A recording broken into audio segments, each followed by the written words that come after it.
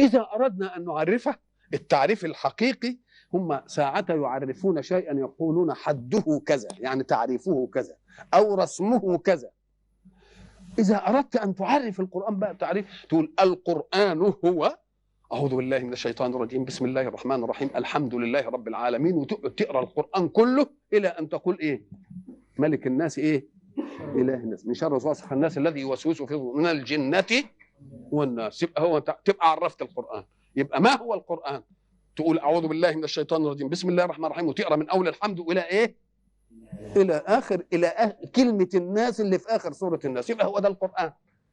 لكن العلماء حينما جاءوا ما حبوش بقى، قال لك القرآن نقدر نختصر التعريف بتاعه، نقول كلام منزل على محمد صلى الله عليه وسلم كده، بقصد التحدي والإعجاز علشان يبين منهج الله. ده كلام طيب قوي. طيب القرآن كأي كتاب هو من الله، من الله. ايه الميزه اللي للقران؟ طب ما هو برضه التوراه من الله، الانجيل من الله، الزبور من الله، صحف موسى كلها من الايه؟ من الله.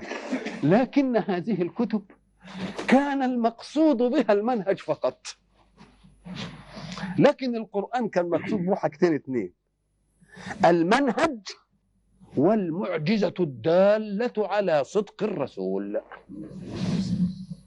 لكن التوراه كانت منهجا فقط، والمعجزة غيرها وهي العصا.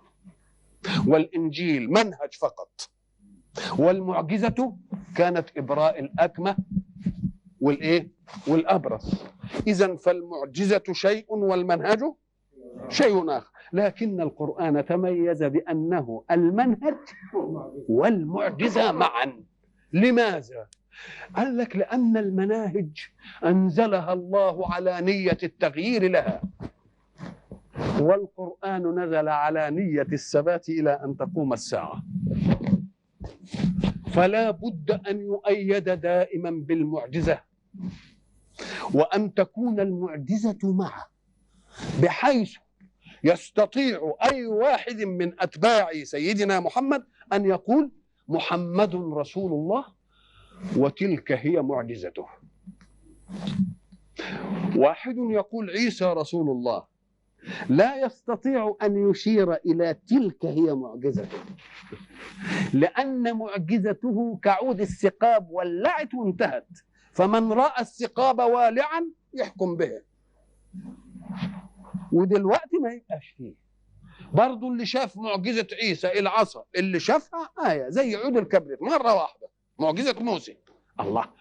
إذن فمعجزة محمد صلى الله عليه وسلم تميزت بأنها كانت عين المنهج، والمنهج عين المعجزة، ودي مسألة مفقودة في الرسالات كلها.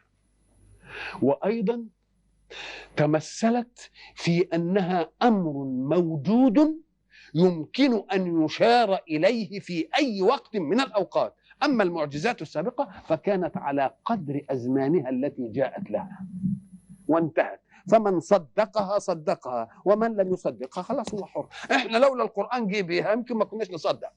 لكن أيستطيع واحد أن نقول له محمد رسول الله وهذه معجزته؟ وانظروا كيف قال في كونيات الحياة التي جاءت في القرن العشرين، وما حدش يقدر موجودة قدامه. ليه؟ لأن العمر في الرسالة القرآنية إلى أن تقوم الإيه؟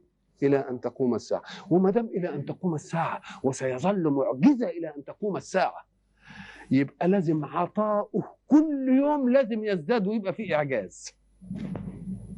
وإلا لو صب القرآن عطاءه وإعجازه في قرن ثم جاء قرن آخر، أيستقبل القرن الآخر بدون إعجاز؟ ما يمكنش. يبقى لازم إعجاز القرآن يظل مستمر إلى أن تقوم الساعة. ولذلك يربطها الحق سبحانه وتعالى فيقول سنريهم آياتنا في الآفاق، هذه الآيات الكونية، وفي أنفسهم حتى يتبين لهم أنه اللي هو مين؟ القرآن الحق. يبقى آيات الكون ستأتي موافقة لآيات الإيه؟ حتى يتبين لهم أنه الحق. وكلمة سنريهم آياتنا في الآفاق وفي أنفسهم حتى يتبين لهم أنه الحق بتوحي لنا إن اللي هيدينا آيات الكون وأسرار ده يمكن مش مؤمنين،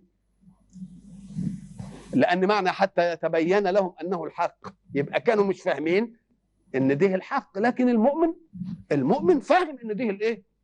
إن ده الإيه؟ الحق. القرآن لما يجي نلاقي الحق سبحانه وتعالى أراده إعجازا، لأنه لا يمكن أن يأتي بمعجزة الخلق نفسهم لا يعرفون عنها شيء. ما يمكنش انك تيجي تتحدى واحد كسيح وتقول له تعالى اما اتحداك في حمل الاثقال، ما يمكنش. لازم تتحدى واحد في عمليه هو بيعملها، انما تتحداه. انت تيجي تتحداني في رفع الاثقال، انا قلت لك ان انا بعرف اعمل اثقال؟ لا، ما قلتلكش ان انا بعمل اثقال. اذا ما يمكنش. فاذا لما يجي يقول ان القران جاء فتحدى العرب واعجزهم، اوعوا يعني العرب يذلوا في نظركم، لا، ده تحدي القرآن للعرب شهادة للعرب على أنهم متفوقون في الكلمة.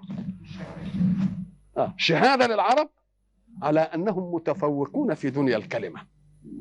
وما دام متفوقين في دنيا الكلمة يبقى هم دول اللي لما يغلبهم القرآن يبقى في حجة.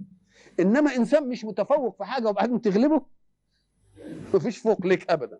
يبقى اذا لازم يكون الجماعه اللي هيجي لهم القران دول في المحيط المحمدي لازم يكون عندهم نبوغ الكلمه. ومعنى نبوغ الكلمه يعني عندهم الاداء الجيد المستميل المعبر المطرب المعجب. نقوم نقول له ده كلام عال قوي. طيب الاداء الطيب المعجب المطرب اللي مألوف عند العرب شعرا ونثرا وخطابة، ننظر موقع محمد صلى الله عليه وسلم منه. موقعه ايه؟ عاش رسول الله الى سن 40 وما عهد عليه الا كلام عادي، مش زي البلغاء، مش زي قس بن ساعدة ابدا، مش زي اكسم بن صيفي، مش زي ابدا، كلام عادي، حتى مش زي طبقه يعني عاليه لها بلاغه ولا له علاقه بالحكايه دي خالص. شوفوا بقى الفكره جايه ازاي، مع انه جاي يتحدى بلاغه. اما هو قال لك عايز يتحدى المرتاضين في البلاغه بانسان لم يشهر عنه انه قال شيئا في البلاغه علشان نعرف انها مش من عنده. ولذلك انا كنت بقول العبقريات الادائيه او المواهب اللي موجوده في البشر، ما هو العقد الذي تاتي فيه مواهب الناس؟ العقد هو وجدناه في اخر العقد الثاني واوائل العقد الثالث، تنشا الموهبه والعبقريه والنبوغ. انما في واحد نبوغه وعبقريته ما بتنشاش الا في سن 40، مش عبقريه ابدا متاخر ابدا لسن 40 دي ابدا. طيب لما يفاجأ كده العالم بأن محمد بن عبد الله الأمي اللي ما عهدش عنه لا خطب ولا كتب ولا قال شعر ولا عمل ولا ارتضى في دنيا البلاغات، وبعدين التفت لقاه الكلام يعجز عنه أصحاب هذه المواهب. نقول له طيب الموهبة دي تفجرت إمتى في محمد؟ سن 40 كانت عنده وحجزها إلى سن 40 وبعدين فجرها؟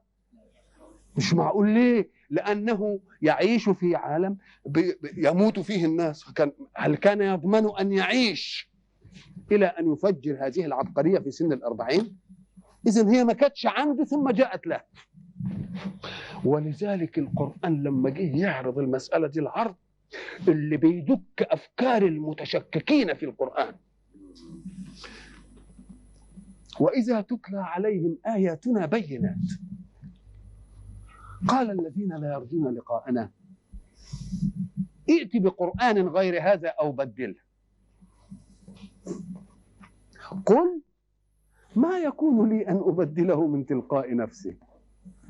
أصلا مش اللي قايله، هو أنا اللي قايله علشان أبدله؟